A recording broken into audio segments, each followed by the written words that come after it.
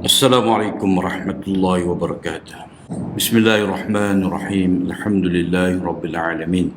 Wassalatu wassalamu ala asyrafil anbiya'i wal mursalin nabina Muhammadin wa ala alihi wa sahbihi ajma'in.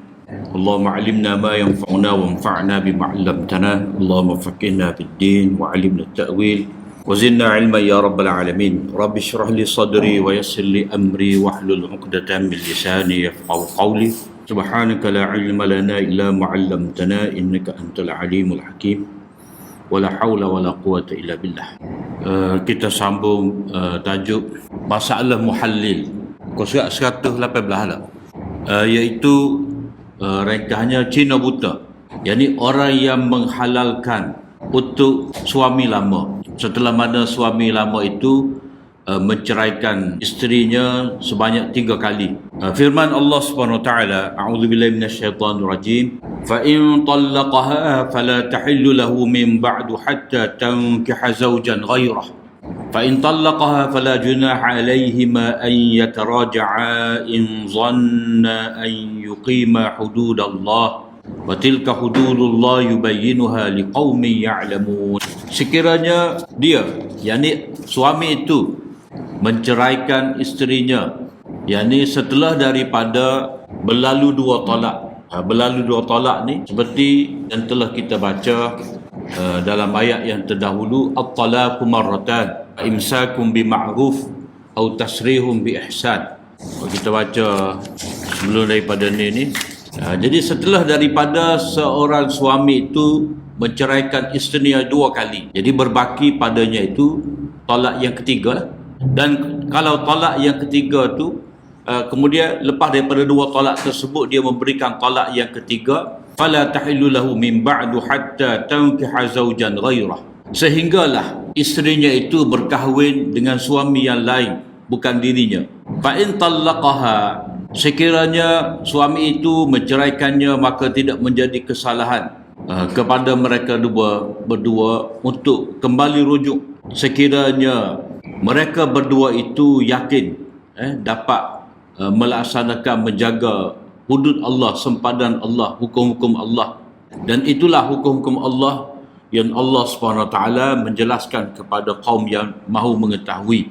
Jadi makna ayat ini dan ilmu yang sebenar di sisi Allah Ta'ala juga, iaitu seorang lelaki apabila dia telah menceraikan isterinya kali yang ketiga setelah terdahulu daripadanya itu 2 talak, maka isterinya itu, perempuan itu tidak halal baginya setelah daripada cerai yang ketiga, sehinggalah hatta tankiha zawjan ghairah, sehinggalah dia mengahwini suami yang lain selain daripada suaminya terdahulu. Tetapi walakin mal maqsudu bihadzal nikah, tapi apakah yang dimaksudkan dengan perkahwinan di sini, an-nikah, hatta tankiha zawjan ghairah. Jadi perkataan nikah di sini apakah maksud dia? Adakah ia akad ataupun persetubuhan? Di mana lafaz ini merangkumi kedua-duanya. Mana lafaz nikah itu dalam bahasa Arab dia merangkumi kedua-dua makna tadi, sama ada maksud akad nikah ataupun percampuran, yakni persetubuhan.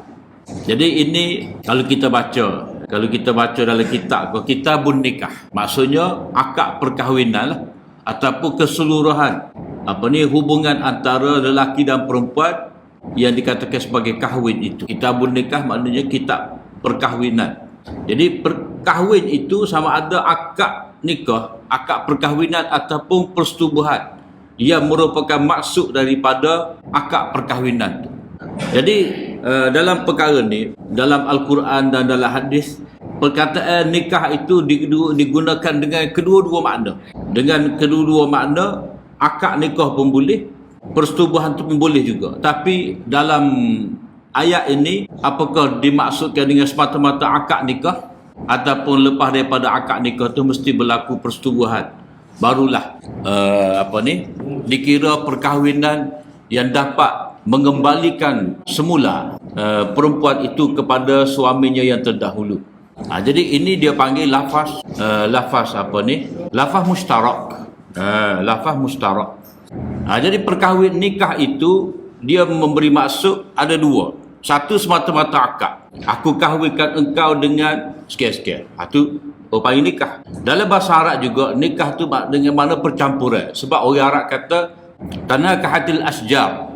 Mana pokok ni mula-mula kita tanah jauh-jauh. Tapi bila kita tidak sedar, kita perlu jarak ke antara satu pokok dan satu pokok ni menyebabkan julah ni masuk ni. Jadi itu dipanggil tanah kahatil asjar. Julah ni masuk dalam ni. Jadi perkataan perkahwinan itu dengan masuk akad satu lagi dengan mana masuk berlaku pencampuran. Yang ni hubungan suami isteri. Jadi hak nak bincang dalam ayat ni hak mana Tuhan kata? Apakah Allah SWT memaksudkan di sini semata-mata akad? Maka mudahlah urusan. Ataupun kena berlaku persetubuhan, maka itu lebih rumit lagi. Jadi kaitan dengan tajuk ni, maknanya kalau orang tu nak cara mudah dan memang dia nak supaya berlaku perceraian, supaya dia dapat kembali kepada isterinya terdahulu, maka dia upah Cina buta. Dalam hadis Nabi dia panggil ataisul musta'ar, kambing orang sewa. Orang sewa kambing ni maknanya nak ambil bakar lah. Kawan ni ada bapak comel molek ke apa semua, hak ni ada hak tina, jadi dia pinjam ataupun dia pinjam lah, sebab sewa tak boleh pinjam. Jadi pinjam bapak, boleh benar. Jadi Nabi buat perumpamaan orang ni tolong pahala untuk orang lain jika sebagai macam kambing. Jadi ayat ini menyebut dengan begitu ringkas sekali, hatta tankiha zaujan ghairah, sehinggalah dia berkahwin semula. Dia berkahwin semula dengan lelaki lain. Jadi apakah cukup dengan akad sahaja ataupun perlu kepada persetubuhan? Maka dalam hadis Nabi SAW ada sunnah yang menjelaskan kepada kita bahawa yang dimaksudkan di sini adalah persetubuhan, percampuran. Jadi di sinilah mari peranan hadis as-sunnatu mubayyinatun lima ujmila fil Quran. Ini mari kaedah, iaitu sunnah Nabi ni mari menjelaskan apa yang samar yang terdapat dalam ayat. Mana ayat menyebut dengan ringkas, maka Nabi lah yang memperincikan. Ini orang panggil Al-Quran itu ditafsirkan oleh hadis, ataupun hadis itu menerangkan maksud Al-Quran. Al-Quran tidak boleh dipisahkan daripada hadis. Untuk memahami Al-Quran, kita perlu rujuk pada hadis. Iaitu dalam Sahih Bukhari dan Muslim, riwayat daripada Urwah bin Az-Zubair bahawa Aisyah memberitahu kepadanya, isteri Rifa'ah Al-Qurazi, anna imra'ata Rifa'ata Al-Qurazi ja'at ila Rasulillah sallallahu alaihi wasallam faqalat ya Rasulullah inna Rifa'ata talaqani fabitu fabatta talaqi wa anni nakatuha ba'dahu Abdurrahman ibn Zubair Al-Qurazi wa innama ma'hu mithlu hudbah. Qala Rasulullah sallallahu alaihi wasallam la'allaki turidina an tarji ila Rifa'ah la hatta yadhuqa usailataki wa tadhuqi usailatah. Isteri kepada Rifa'ah Al-Qurazi telah datang mengadu kepada Nabi SAW. Kata dia, Rifa'ah ini telah menceraikan dia dengan putus. Makna tak boleh nak rujuk balik, cukup 3 lah. Dan aku pun berkahwinlah dengan Abdurrahman bin Az-Zubair ni. Jadi duduk dengan dia tu macam renda kain. Renda kain ni lah, gin ni gitu, renda kain. Jadi duduk dengan dia tu macam renda kain. Jadi Nabi pun faham, mu nak balik semula ni kepada Rifa'ah ni. Nabi kata tidak boleh, tak mungkin. Sehinggalah dia dapat merasai madu engkau dapat merasai madunya. Mana dalam hadis ni menyebut tentang kenikmatan tu. Jadi maksud kenikmatan di sini maknanya berlaku persetubuhan lah. Jadi dengan keadaan suami baru lagu tu macam renda kain, jadi itu tidak mungkin berlaku lah. Lepas tu lagu mana? Maknanya kalau kata tak mungkin berlaku persetubuhan kerana anggota dia tidak berfungsi tu, tak boleh cerah. Dia boleh cerah daripada Abdurrahman tu. Kalau jadi kisah lagu ni, dia boleh cerah, tapi tidak boleh balik kepada Rifa'ah tu dulu. Kena balik pada orang lain. Kena balik ke orang lain. Maknanya kalau selepas daripada cerai 3 tu dia berkahwin dan tidak berlaku persetubuhan, tak mampu. Masalah idi dia panggil, masalah idi. Jadi bila tidak berlaku, jadi dia pun buat tuntutan di mahkamah bahawa suami baru ni tidak dapat berfungsi. Maka berlaku perceraian, maka dia tidak boleh balik lagi kepada suami terdahulu. Dia kena berkahwin dengan orang lain yang mana orang lain itu mampu berlaku persetubuhan. Sebab Nabi kata merasai kemanisan, merasai kelazatan itu syarat. Maka di sini ayat menyebut hatta tankiha zaujan ghairah, itu maknanya itu bukan semata-mata akad. Sebab dalam kes ni dia berkahwin dah dan dia nak balik semula kepada Rifa'ah, Nabi kata tidak, tak ada jalan, melainkan berlaku persetubuhan. Nak cerita di sini bahawa kesamaran ataupun ayat ini ditafsirkan oleh hadis Nabi, dan Nabi kata masing-masing itu mengecapi nikmat antara satu sama lain. Kata pengarang Syekh Imadi berkata, ketegasan dalam perkara ini ada hikmah. Mana berelah masalah tu. Jadi mengapa Allah SWT menetapkan dengan keras, dengan tegas dalam masalah ni? Yang ni bukan semata-mata akad, tapi perlu kepada berlaku persetubuhan. Mana kalau kira, oh penat lagu ni, apabila boleh cerai, apabila boleh balik semula kepada tok laki dulu ataupun bini dahulu. Jadi seolah-olah kita boleh kata, dah buat apa cerai sampai 2 kali tu. Sampai 3 kali tu memang tak sedah lah. Tapi nak balik pula tu buat apa? Jadi kalau nak balik pula setelah daripada cerai 3 kali, memang kena letak syarat yang ketat. Dia tidak seperti mana cerai yang pertama, lepas daripada cerai yang pertama, lepas daripada cerai yang kedua boleh rujuk.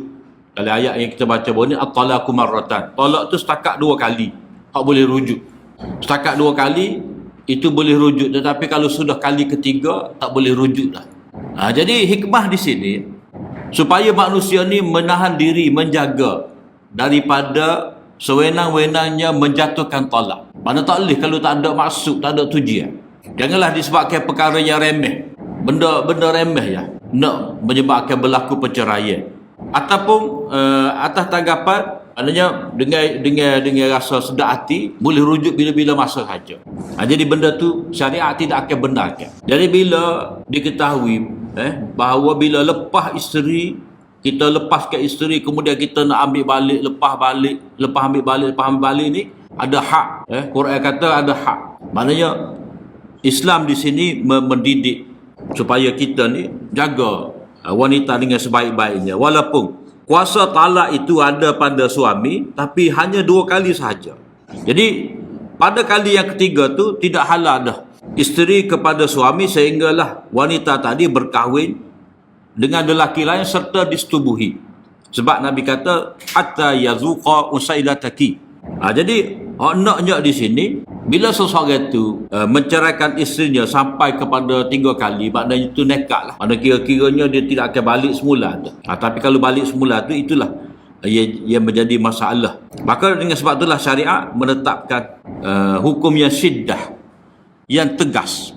Yang kedua di sini, namun kami peringatkan, maknanya harus berwaspada di sini. Kita nak memberi peringatan bahawa janganlah seseorang itu terdesak untuk menggunakan cina buta ataupun yang menghalalkan secara zahir, yang menyembunyikan niat tadi. Lagu mana pakak ni? Suami terdahulu berpakat dengan seorang lelaki untuk mengawini isterinya. Kemudian dia katalah lepas tu mencerah, menikah metayah. Siapa tu kata jangan jamuh. Apa mana nak cukup syarat hak Nabi letak je. Jadi dia buat syarat, dia sepakat dengan cina buta ni ataupun kambing jantan ni hak dipinjam, nikah kemudian ceraikan dengan tujuan untuk wanita tadi jadi halal kepadanya. Jadi ini pelaku perbuatan ini, Nabi SAW membuat perumpamaan seperti seekor kambing hutan. Mana kambing hok bakar molek, ia dipinjam. Mana semata-mata nak bapak saja, nak ambil benih saja. Jadi ini sandiwara ataupun panggil nikah atas ketah. Bukan nikah atas maksud yang sebenarnya. Sebaliknya perkahwinan itu hendaklah dilakukan dengan benar-benar lelaki tadi berminat. Memang dia kena. Kemudian kalau dia cerai pun dengan maksud dia tidak berminat. Maknanya dia berkahwin dan bercerai dengan perempuan tadi tak ada sakut paut, tak ada kena mengena dengan suami terdahulu tu. Tapi kalau ada, itu maknanya Nabi kata di sini uduhna lah, rendah mara. Jadi Nabi buat perumpamaan macam kambing. Dia rupa kambing, dia tahulah kalau kambing jantan tu dah nak kontainer tu macam-macam bunyi. Jadi Nabi buat perumpamaan lagu tu, mana betapa terhinanya orang yang terlibat. Ini orang panggil 3 segi lah. Lelaki tu sendiri, lelaki hok jadi sewa tadi, perempuan yang dinikahi, dan juga suami yang terdahulu. Maknanya itu rendah ketiga-tiga martabat tu. Jadi syarat dia hendaklah perkahwinan tu kerana memang dia nak berkahwin. Kalau dia cerai memang kerana dia tidak lagi berminat. Bukan disabitkan, bukan kerana suami yang terdahulu. Ini satu penjelasan huraian yang panjang lebar yang disebutkan oleh Ibnul Qayyim dalam kitab dia I'lam Waqi'in berkenaan dengan tercelanya orang yang terlibat dengan perkara ni. Apa kata Ibnul Qayyim? Ibnul Qayyim berkata, pintu dipanggil pintu tahlil, menghalalkan, maknanya jalan cara Cina buta ni, mana Nabi SAW melaknat pelakunya. Jadi jalan ni tidak pernah diberi ruang oleh Nabi SAW dengan mana-mana cara. Bahkan Nabi lah ia paling menegahnya.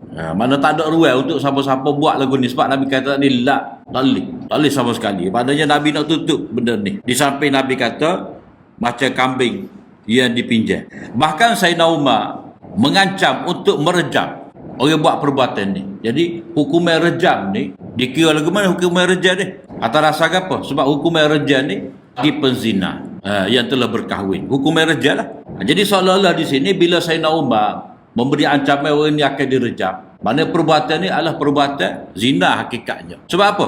Sebab kalau seorang tu berkahwin dengan seorang perempuan dan dalam akad dia menyebut pada satu pihak, dia menzahirkan niat dia bahawa dia nak nikah sementara. Itu panggil nikah muta'ah. Nikah kontrak. Dan nikah muta'ah ni dia tidak perkahwinan dan dia tidak jalan hamba. Sebab dua je. Wallazina hum li furujihim hafizun illa ala azwajihim aw ma malakat aymanuhum fa innahum ghairu malumin faman ibtagha wara'a dhalik fa ulaika humul aadun. Orang berjaya ni orang mukmin yang jaga semaya dia dan yang jaga kemaluan dia kecuali kepada isterinya dan dengan hamba sahayanya. Siapa dia cari selain daripada dua jalan ni, maka ini adalah orang yang melampau. Jadi bila dilihat kepada nikah muta'ah, mana nikah dengan niat nak menceraikan, itu maksud nikah sementara. Mana dia nikah pun untuk cerai sekejap untuk sekejap. Jadi bila dia ada niat lagu tu, maknanya dia hanya bersuka-suka, maka itu seperti seorang yang sewa wanita, pezina, pelacur. Maka dengan sebab itulah bila dia sebut nak berkahwin dengan perempuan ni sebulan ke 2 bulan ke berapa kali persetubuhan, maka Sayyidina Umar nak rejam dia kerana ini adalah perbuatan zina. Jadi kesimpulannya kontrak lagu ni adalah satu bentuk daripada nikah muta'ah, dan nikah muta'ah itu boleh direjam sebab Sayyidina Umar nak rejam. Jadi para sahabat ni mengetahui hakikat talak yang dibenarkan oleh syarak dan hakikat talak yang tidak dibenarkan. Mana jelas benda ni. Cerai mana boleh, cerai mana tak boleh. Jadi cerai untuk menghalalkan kepada suami yang terdahulu itu tidak boleh. Itulah yang dikatakan sebagai nikah muta'ah. Jadi Ibnul Qayyim kata lagi, manakala pada zaman ini di mana wanita-wanita telah mengadu, telah mengeluh, maknanya pada hakikatnya diri wanita itu mengadu kepada Tuhannya betapa rosaknya perbuatan tahlil ni. Ni ni bukan ha pedah ni. Ha pedah ni menganggap halal. Hak tahlil ngati la ilaha illallah tu dengan sama ke duk main ai. Tahlil mana haram lagu ni dah. Tu lain. Lepas tu halala yuhallilu tahlilan. Maknanya mengucapkan la ilaha illallah berbanyak kali. Ini halala. Daripada daripada hil ni maknanya halal. Tahlil menghalalkan apa yang haram. Tu taklih tu. Dia ada tahlil wa tahrim, mengharamkan. Jadi dalam syarak ni kita tidak boleh menghalalkan apa yang haram dan juga tidak boleh mengharamkan apa yang halal. Sebab apa Nabi marah hari ni? Sebab kuasa untuk menghalalkan, kuasa untuk mengharamkan itu terletak pada Allah. Sebab itulah Quran kata qul ara'aytum ma anzalallahu lakum min rizq faj'altum minhu haraman wa minhu halala qul Allahu azina lakum. Kamu nak kata macam mana? Rezeki yang Allah SWT turunkan kepada kamu ni, kamu nak kata hak ni halal, hak ni haram, hak ni halal.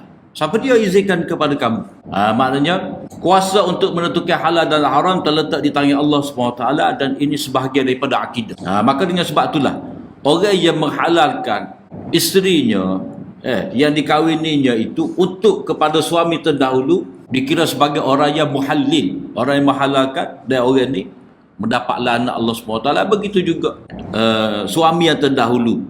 Jadi kalau dia pakat, memang tak boleh lah.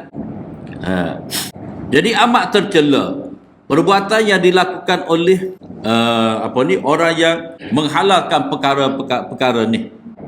Ia macam penyakit selaput mata, maknanya jadi tak nampak, malah buta pada agama, serta seperti duri, ia lekat tekuk. Ia merupakan sebahagian daripada keburukan menyebabkan orang-orang musuh-musuh agama ni mencela. Maknanya orang beriman bila dia terlibat dengan perkara ni, jatuhlah maruah sehingga boleh modal kepada orang kafir untuk memburukkan agama dan menjadi halangan kepada orang lain nak masuk Islam. Jadi kalau nak syarah benda ni panjang ni, tak pandai dengan khutbah, tak pandai dengan kita tulis kitab, mana benda ni teruk sangat. Jadi orang beriman dia akan nampak benda ni sebagai keburukan yang paling keji sekali, dan mereka menganggap inilah sebagai kecelaan, maknanya benda yang mengaibkan.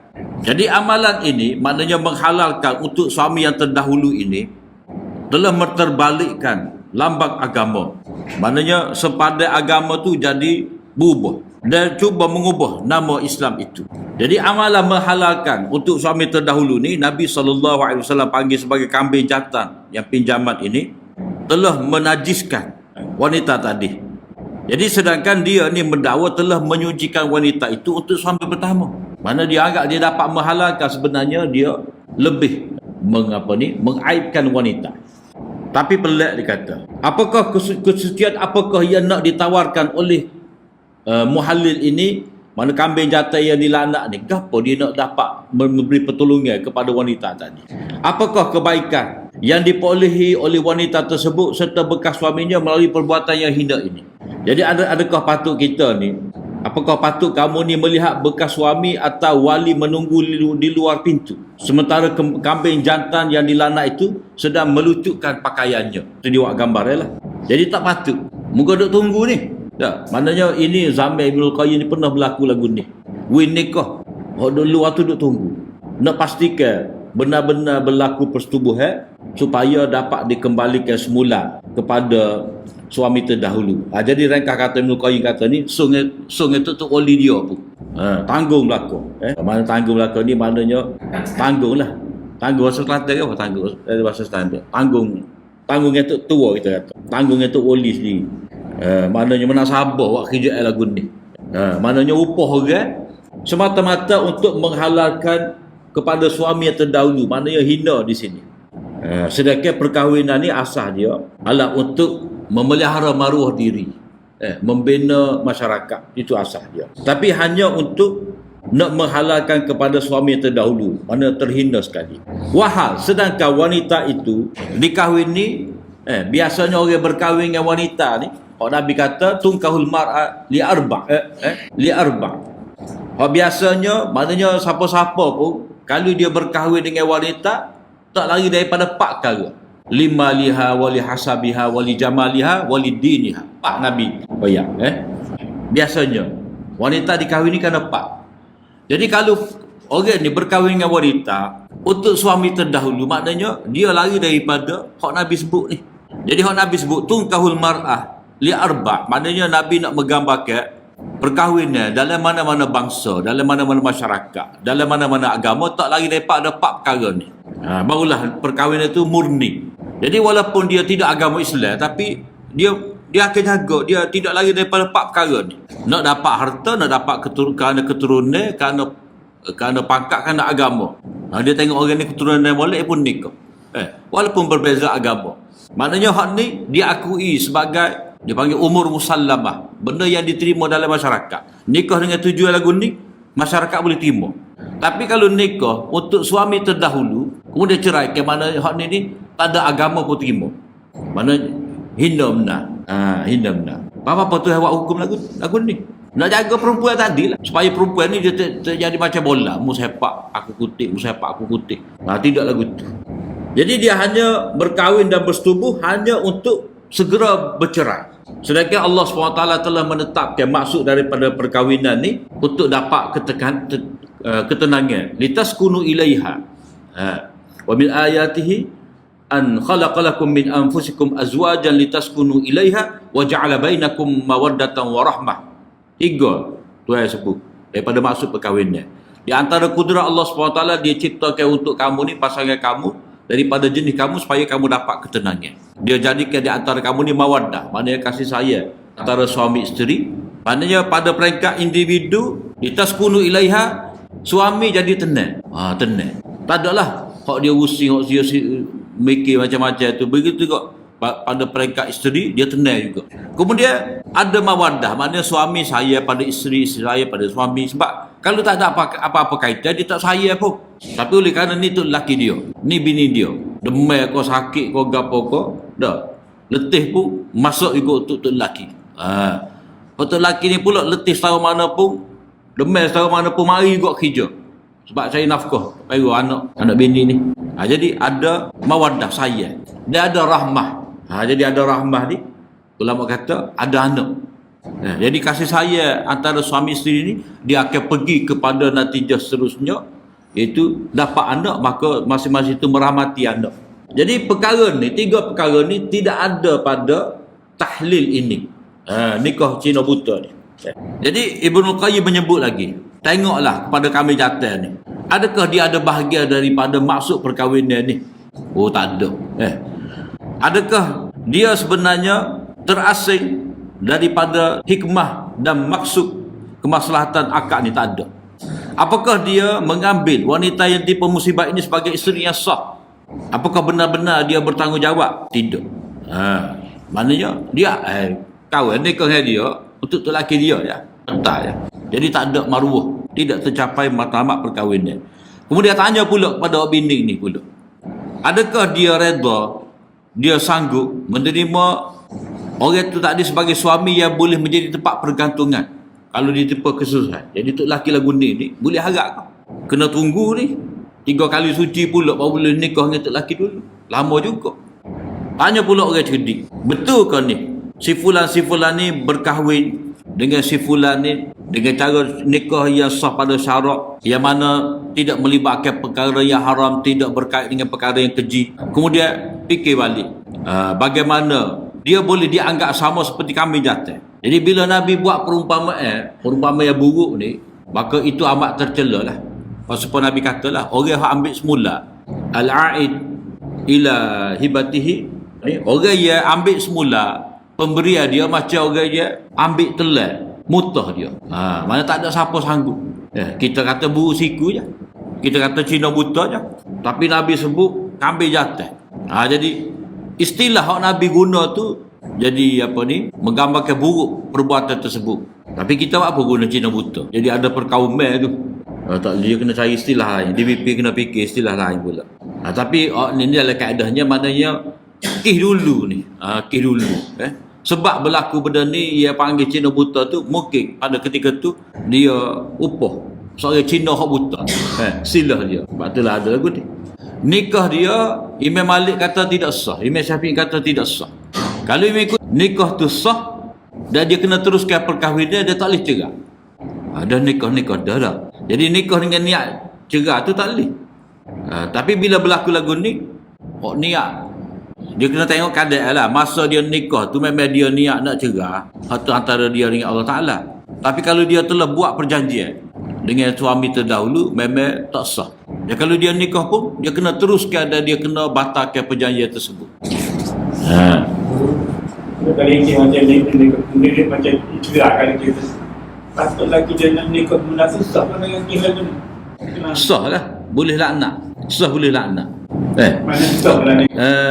Imam Malik dengan Syafi'i kata tadi, dua keadaan. Kalau ada perjanjian, niat apa semua, tak sah. Tak boleh klik pun lah. Sebab dia ada perjanjian. Ia ada ittifak dua tu. Sebelum daripada perkahwinan, ada ittifak. Jadi, bila ittifak, mana dia dengan jelas menyebut akan cerai. Maknanya perkahwinan sementara. Jadi perkahwinan sementara, perkahwinan muta'ah. Perkahwinan muta'ah ni zina, haram. Jadi tak sah. Tapi kalau kebetulan, dia demo cerai bini demo kak, kahwin ambil kahwin, nikah 2-3 lekor, patut pun kahwin ni cerai pun. Dah, dia pun cerai. Jadi tak ada apa-apa perjanjian. Maka beres lah, tak dosa lah dia. Walaupun kahwin ni dah tahu kahwin ni cerah kan. Mari mula dia. Jadi tak ada apa-apa perjanjian, maka tak ada masalah, boleh balik semula. Hak taksirnya memang ada perjanjian. Jadi perjanjian itulah menyebabkan bermulanya perkahwinan itu atas dasar kontrak, dan nikah kontrak itu tak sah, haram. Jadi panjang ni hak Ibnu Qayyim sebut ni pasal boleh baca lah. Mana hak dia nak sebut di sini celaan terhadap perbuatan ni yang tidak sepatutnya, dan ini menjelaskan mengapa Nabi laknat. Mengapa Nabi melaknat demon ini? Sebab semua ni dalam keadaan menerima perkara-perkara yang menyalahi syarak, menyalahi fitrah. Maknanya seorang wanita dia nak balik kepada tok lelaki rilis, dia sanggup serah tubuh dia kepada suami baru untuk sementara. Jadi kalau tok lelaki dulu kata wanita jenis mana jenis lagu ni boleh ambil bini lagi kau tidak? Maknanya dia sanggup tu, dia sedar bahawa dia tu akan dikahwini, dia akan dicerai. Jadi mana maruah dia? Samalah juga hak jom buat, samalah hak juga hak upah. Jadi ketiga-tiga pihak ni kalau terlibat dengan benda tahlil ini, maka tak ada maruah belaka. Kemudian satu masalah lagi. Timbul persoalan di sini, muka surat 122. Kemudian muncul pertanyaan berikut, apabila keadaan seperti ini memang terjadi, kemudian jika dia kembali lagi kepada suaminya yang pertama, apakah akan tetap dihitung baginya tolak yang sudah pernah terjadi sebelumnya, atau perkara itu sudah tidak dianggap lagi dan dianggap sebagai pernikahan baru? Masalah ini dipanggil istilah hadam. Hadam maknanya meruntuhkan. Bagi dia masalah di sini, berapa nak kira tolak ni? Berapa nak kira tolak? Nak start mula ke? Nak kira lagu mana? Imam Syafi'i dalam kitab dia kata dia, apabila seorang wanita kalau berlaku benda ni kepadanya, dah kata Imam Syafi'i, apabila seorang wanita itu diceraikan dengan 3 tolak, fa asabaha, kemudian dia berkahwin kemudian dia bersetubuh dengan suami yang baru, maka jatuhlah hukum tolak yang pertama. Maknanya kira gini dia jadi pergi mari ni. Mana dia diceraikan 3 oleh suami dia, lepas tu nikah baru. Dan nikah baru berlaku persetubuh, lepas tu kahwin ni pun cerailah dia dengan 1 tolak. Kemudian nikah dengan tok lelaki asal ke ataupun tok lelaki lain, nak kira berapa? Dia gini, cerai 3 dah. Kemudian perempuan ni nikah dengan suami baru. Suami baru ni menceraikan dia dengan 1 tolak, tinggal 2 lagi.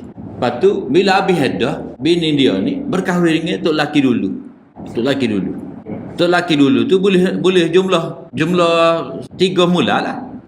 Boleh jumlah 3 mula lah. Jadi hak tok lelaki kedua ni, katalah hak tok lelaki hak dulu tu cerai pula dia. Cerai pula. Pas kahwin ni pun no. Jadi bila dia balik semula tu, berapa bilangan tolak dia ada, maka dikira hak berbaki tu dikira.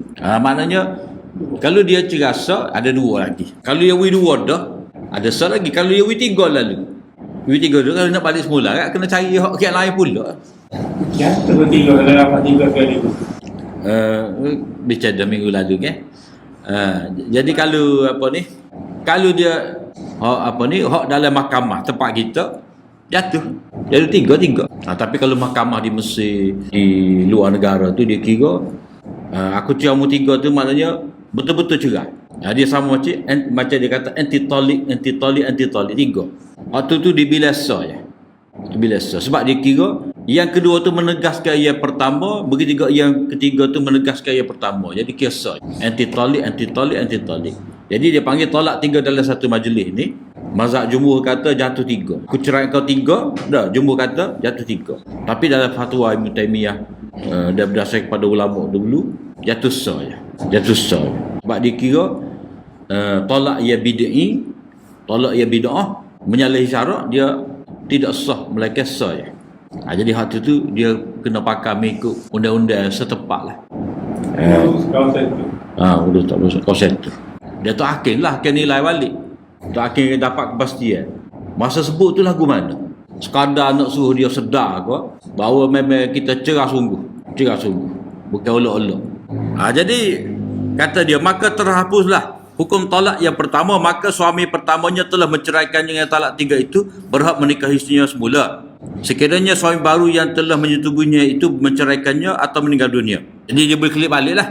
Apabila suami pertama menikahinya semula, maka sekiranya dia menceraikannya, dia cerai pula, ia dikira sebagai permulaan talak yang baru, sama seperti keadaan ketika dia mula-mula menikahinya sebelum menjatuhkan talak dahulu. Maknanya dengan tu lelaki lama ni dia nikah pula, jadi ada 3 lah, 3 nyawa cerai tu, ada 3 peluang untuk dia cerai. Jadi dia balik semula, macam main geng lah.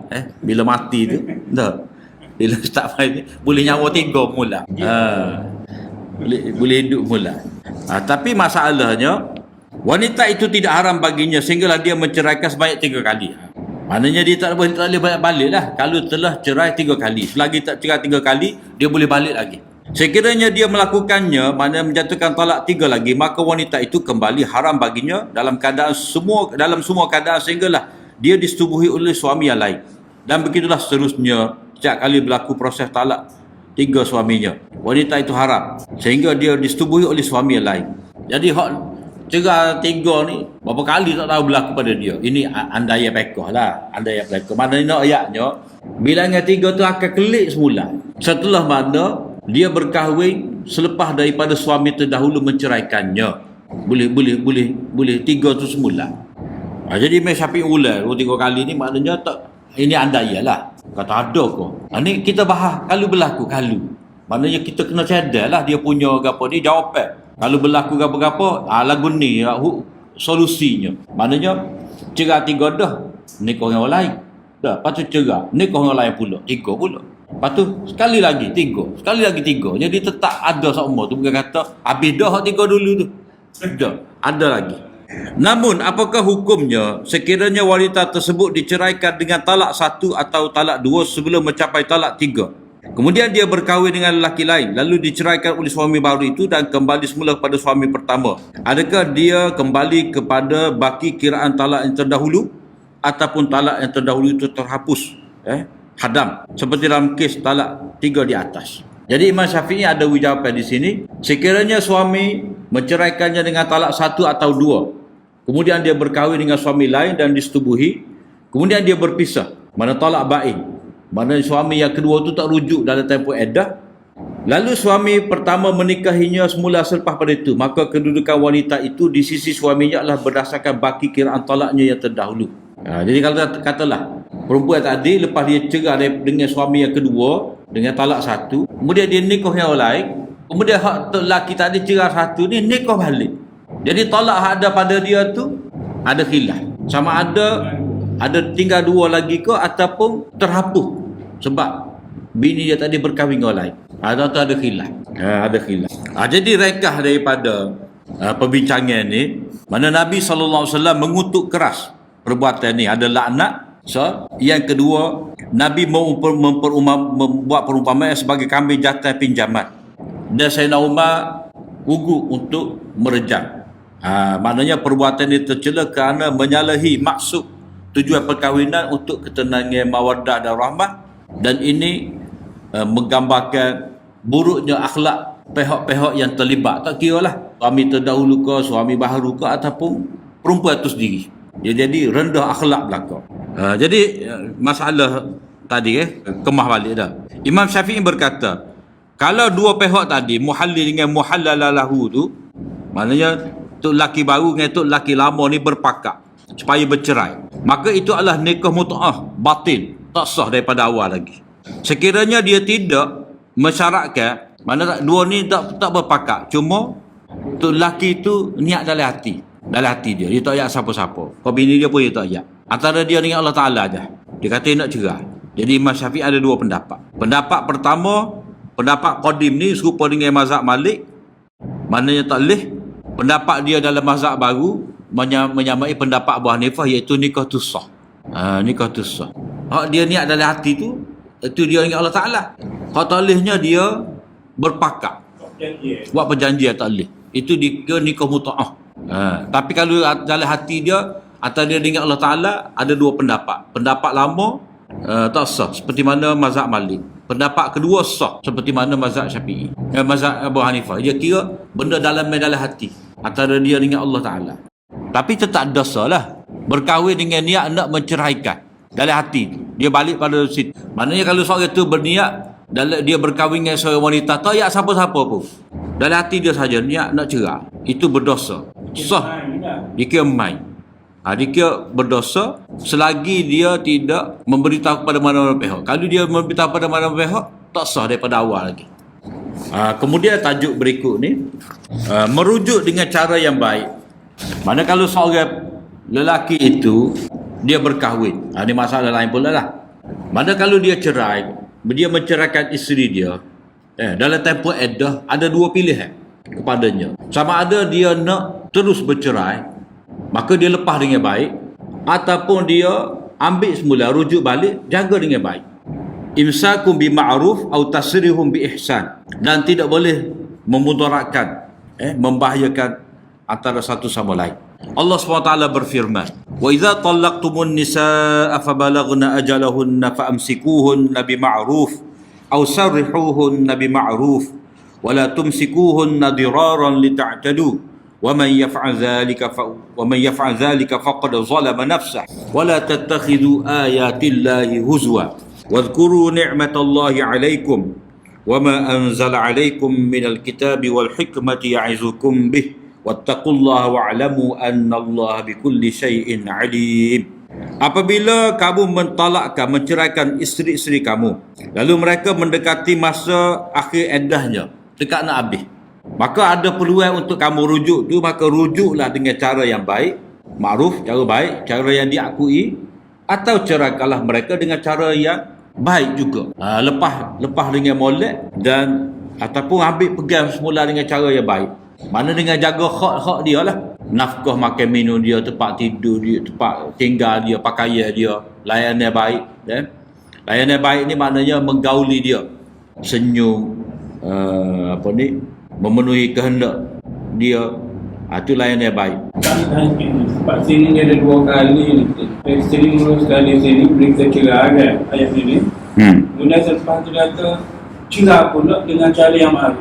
Pegang atau cerai, maksudnya tolak dah ni kan. Itu dia maksudan ayat.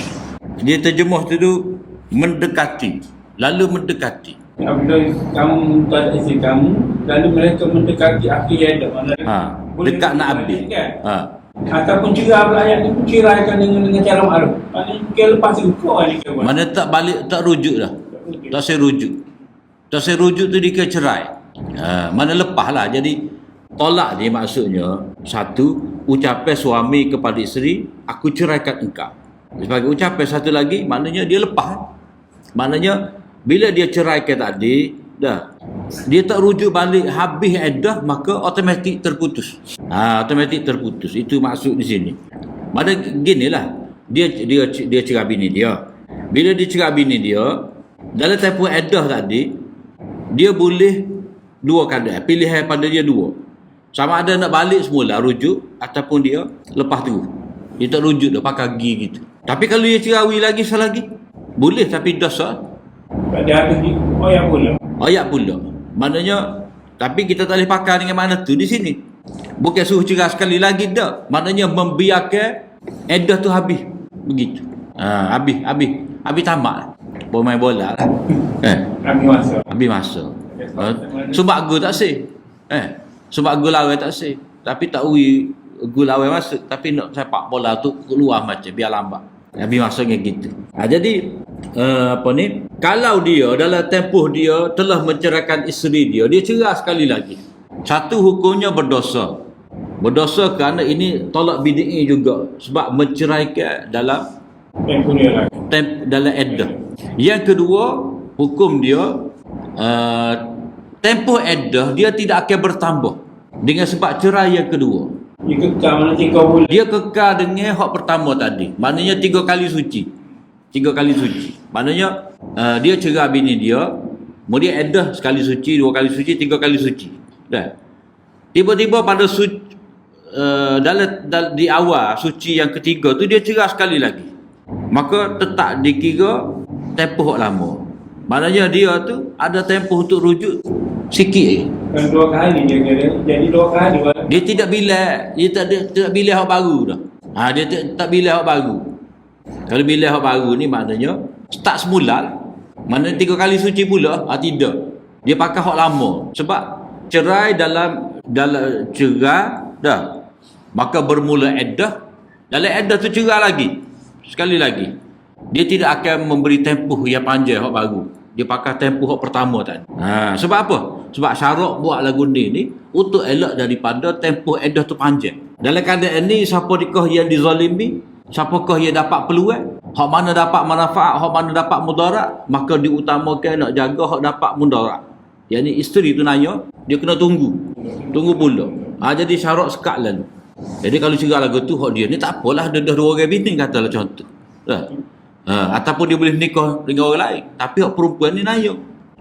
Pilihan kepada seorang suami bila dia telah menceraikan isterinya untuk dia rujuk dengan baik, pegang semula dengan cara baik, ataupun dia melepaskan dengan cara yang baik. Melepaskan cara yang baik ni maknanya bila putus juga bolehlah perempuan tadi berkahwin dengan suami baru.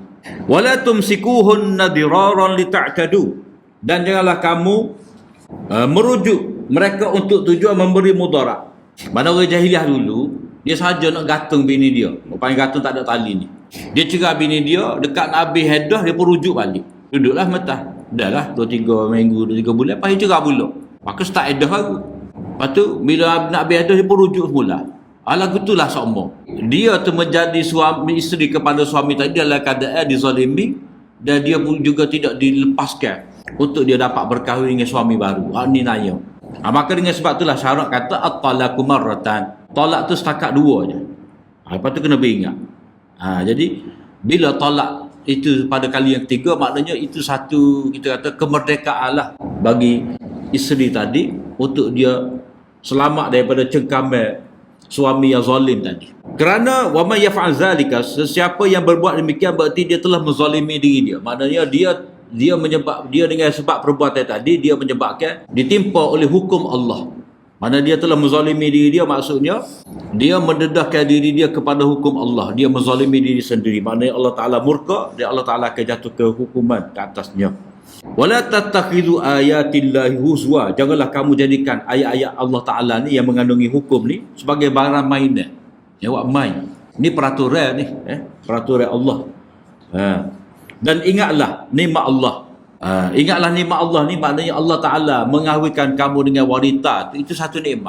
Jadi bila kita ada isteri, jaga molek lah. Payah nak dapat. Kena jaga molek. Kemudian, dan apa yang diturunkan oleh Allah Ta'ala kepada kamu ni kitab dan hikmah dan sudahnya. Maknanya kamu dapat berkahwin dengan perintah dari Allah, dengan petunjuk daripada adik Nabi SAW. Hidayah pimpinan yang Allah SWT berikan kepada kamu dalam bab perkahwinan ni, Allah Ta'ala turunkan ketetapan. Maknanya kalau ikut cara masyarakat jahiliah dahulu, suami itu akan jadi seorang yang mempermainkan perkahwinan, dan isteri itu akan sentiasa dizalimi. Maka kena ingat ayat-ayat Allah SWT ni, Allah Ta'ala memberikan pengajaran kepada kamu, dan bertakwalah kepada Allah, dan Allah SWT Maha mengetahui segala sesuatu. Jadi Ibnu Jauzi berkata mengenai ayat ni, mana sebab nuzul ayat ni, iaitu apabila kamu menceraikan isteri kamu dan mereka akhir masa hadah nak habis dah.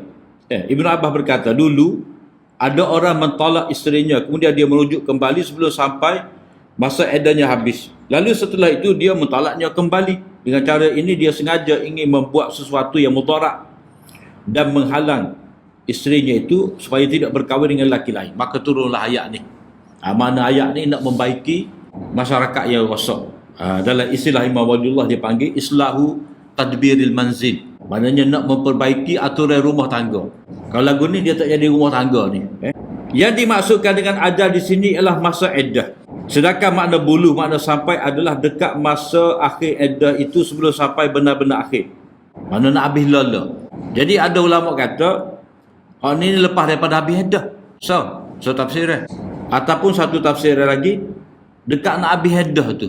Mana dia tahu dah kita rahib bini dia tu dekat tu, baru dia rujuk. Baru dia rujuk. Jadi dia rujuk tu sebab apa? Kalau dia rujuk nak jadikan sebagai isteri, dan dia nak jaga baik, nak jaga kembali dengan cara yang baik, dan dia telah insaf. Tu tak apa, molek lah, makruf. Tapi kalau dia nak lepas lah. Tak usah rujuk. Ibnu Abbas, Hasan, Mujahid dan Qatadah berkata maksudnya ialah kembali lagi rujuk sebelum berakhir masa iddah. Adapun firman Allah Ta'ala, Ausarihuhun Nabi Ma'ruf, ceraikanlah mereka dengan cara yang ma'ruf pula, iaitu meninggalkannya, yakni tidak rujuk sehinggalah masa iddah selesai. Sedangkan yang disebutkan dengan ma'ruf, mana rujuk dengan cara yang baik ni, ialah menunaikan segala kewajipannya yang merupakan hak isteri tadi. Mana hak asah tu lah. Wa'ashiruhun nabil ma'ruf. Layani mereka tu dengan cara yang baik. Maknanya memberi makan, memberi pakaian, memberi tempat tinggal, dan persetubuhan tu juga sebagai satu keperluan kepada isteri. Tak boleh nak boykot bini. Rujuk balik tapi tak boleh bersetubuh. Tak boleh juga. Tak boleh. Sebab itu maksud dia. Sebab benda tu adalah keperluan kepada dua-dua belah pihak. Jadi kalau dia rujuk tapi nawak zalim pula, itu memanjangkan masa iddah. Allah Ta'ala kata, janganlah kamu merujuk mereka untuk memberi kemudaratan, kerana demikian kamu menganiaya mereka, buat zalim pada mereka. Akhirnya Allah Ta'ala hukum kamu mana kamu menzalimi diri kamu sendiri. Inilah pendapat Al-Hasan, Al-Basri, Mujahid, Qatadah dan lain-lain. Al-Dhahab berkata maksudnya adalah mereka melakukan tindakan yang membahayakan bagi wanita itu agar wanita tu membayar fidyah, tebusan. Maknanya dia buat lagu ni nak suruh bini dia ni akhirnya buka mulut, ginilah demo tak saya lepas kita kat, kita bayar berapa nak tebu tolak. Dia tu laki buat lagu ni sebenarnya dia nak pitih sebenarnya. Jadi sesiapa yang buat zalim lagu ni, itu dia melakukan dosa. Dan janganlah kamu menjadikan hukum hakam Allah sebagai permainan. Ada dua pendapat, iaitu seorang lelaki yang mentolak isterinya atau merujuknya atau membebaskan hambanya, kemudian dia berkata saya lakukan ini hanya main-main. Walala, mana dia rujuk pada bini dia tu? Ada rujuk saja, walala. Buat main-main. Tak boleh lah. Sebab Nabi kata salasun jidduhun jiddun wa hazluhun hazlun. 3 perkara, seriah tetap seriah, main jidduhun jiddun wa hazluhun jiddun. 3 perkara Nabi kata, seriah memang jadi seriah, walala pun jadi. Yang pertama nikah, yang kedua cerai, yang ketiga memerdekakan hamba. Bagi tak boleh buat gurau. Tak contoh. Ada anak muda, kita pun saling dengan dia. Kita ada anak, misalnya aku nikahkan kau dengan anak aku. Budak tu kata aku terima, kubul, aku terima. Jadi dia kata kau cium aku lah. Bagi bukan bagi gurau. Jadi kena pula ada saksi 2 orang dah. Ada saksi 2 orang. Patut tak sebut mahar. Mahar tak kira. Mahar tu kalau tak sebut dia jadi mahar misil. Maknanya kena kira standard lah. Jadi hak pentingnya ada sirah tu, aku nikahkan kau dengan anak aku. Jadi nikah. Sebut nama. Mana? Anak dia tu dia tahulah. Dia sebut kata kalau dia ada anak tina berapa. Tu dia kena takyin lah. Mana-mana yang tak boleh buat gurau lah. Mana tak boleh buat gurau. Kalau seorang tu ada anak tina dia ataupun anak dia seorang tu tak nikah lagi, jadi bukan bagi gurau. Maksud dia bukan bagi gurau. Cerah apa lagu 3 bukan bagi gurau. Prank mana tak boleh buat prank kau ni. Samalah juga kalau dia membebaskan hamba dia kata ni gurau je, tak boleh. Merdeka budak tu. Yang kedua, dalam hal dia telah melakukan tindakan berbahaya bagi isterinya dengan cara memanjangkan masa iddahnya dengan merujuknya dan kemudian menceraikannya kembali. Ini kata Masruq, maknanya jangan mempermainkan ayat Allah Ta'ala ni. Mana hukum Allah, nikah sungguh dan cerah sungguh. Kemudian dan ingatlah nikmat Allah pada kamu ni. Yang dimaksudkan nikmat Allah ni, jagalah kurniaan Allah yang diberikan kepada kamu yang berupa Islam. Mana Islam ni menetapkan, mengatur hukum rumah tangga ni, mana berbeza sama sekali dengan masyarakat jahiliah dahulu. Tak ada aturan. Akhirnya buat naya kepada wanita. Dia juga berkata yang dimaksudkan kitab adalah Al-Quran, sedangkan Al-Hikmah di sini dengan mana fiqh, pemahaman. Jadi Al-Hikmah itu banyak makna dia lah. Kalau mengikut Imam Syafi'i, kalau sebut kitab kemudian sebut lepas pada tu hikmah, maknanya itu adalah sunnah. Tapi ada orang lain kata kitab tu kitab lah. Hikmah ni maknanya pemahaman yang mendalam. Bertakwalah kepada Allah Ta'ala, maknanya hendaklah takut pada Allah Ta'ala, janganlah buat benda yang zalim ini, benda yang memutarakan ini. Kenapa? Kerana Allah Ta'ala mengetahui segala sesuatu. Maknanya bukan benda ni saja Tuhan tahu. Gapo-gapo dalam ilmu Allah Subhanahu Wa Ta'ala. Kemudian termasuk di bawah wala tumsikuhun nadirara, janganlah kamu pegang sebagai isteri ni, maksudnya memanjakan tempoh. Maknanya terus mengambil isteri dengan tidak ada jimuk. Dah. Ataupun rujuk dengan tak ada jimuk. Tak boleh. Itu termasuk bab mudarat juga. Ada kita baca tadi Salasun jidduhunna jiddun wa hazluhunna jiddun an-nikah wa talaq wa raja'ah. Bukan hamba Pak hamba pun tak boleh nak gurau juga. Nabi kata 3 perkara. Seriah tu seriah jadi, gurau pun jadi, iaitu nikah, talak dan raja'ah. Tak boleh buat gurau. Ada soalan? Tak ada soalan, kita baca sikit ayat. Haramnya menghalang wanita untuk berkahwin kembali. Ayat satu lagi ni, wa idza talaqtumun nisaa fa balaghna ajalahunna fala ta'duluhun an yankihna azwajahun idza taradau bainahum bil ma'ruf dzalika yu'azu bihi man kana minkum yu'minu billahi wal yawmil akhir dzalikum azka lakum wa athhar wallahu ya'lam wa antum la ta'lamun. Apabila kamu menceraikan isteri-isteri kamu lalu habis masa iddahnya, maka janganlah kamu, yakni para wali, menghalang mereka berkahwin lagi dengan bakal suaminya, mana untuk laki baru, apabila telah terdapat kerelaan persetujuan antara mereka dengan cara yang ma'ruf. Itulah yang dinasihatkan kepada orang-orang yang beriman kepada Allah dan hari akhirat. Itu lebih baik bagi kamu dan lebih suci. Allah mengetahui sedangkan kamu tidak mengetahui.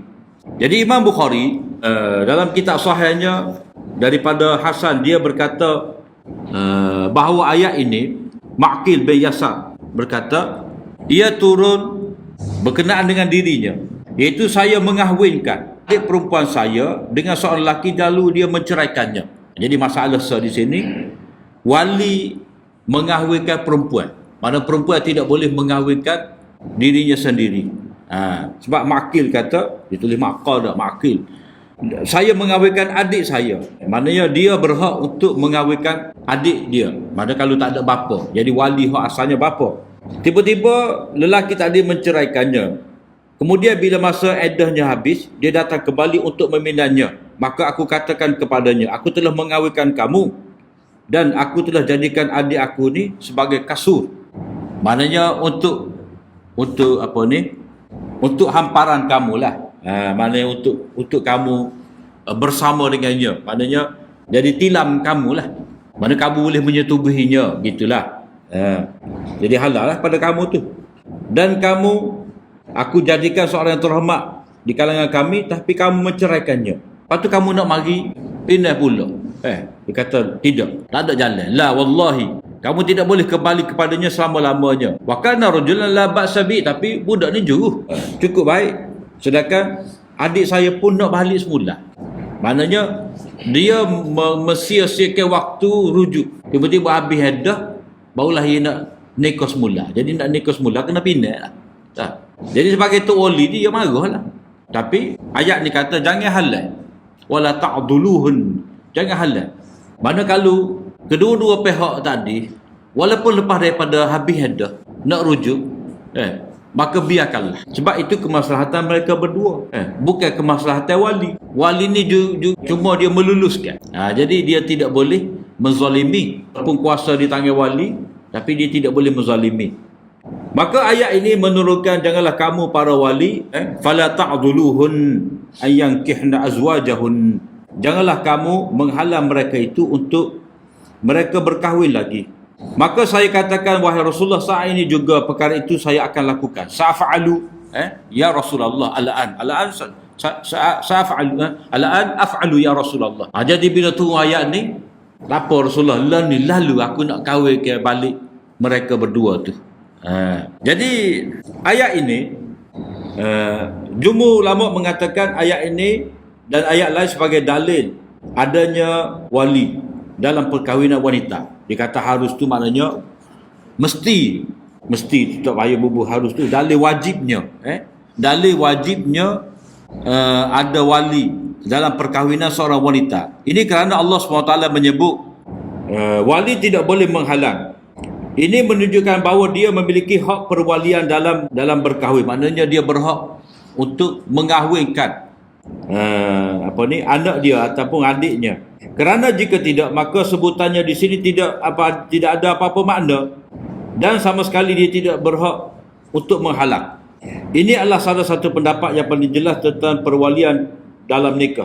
Maknanya perkataan wala ta'dul fala ta'duluhunna itu sudah cukup untuk menyatakan kepada kita bahawa bila wali itu tidak boleh menghalang daripada berlaku perkahwinan, maknanya secara automatik dialah yang berhak mengahwinkan.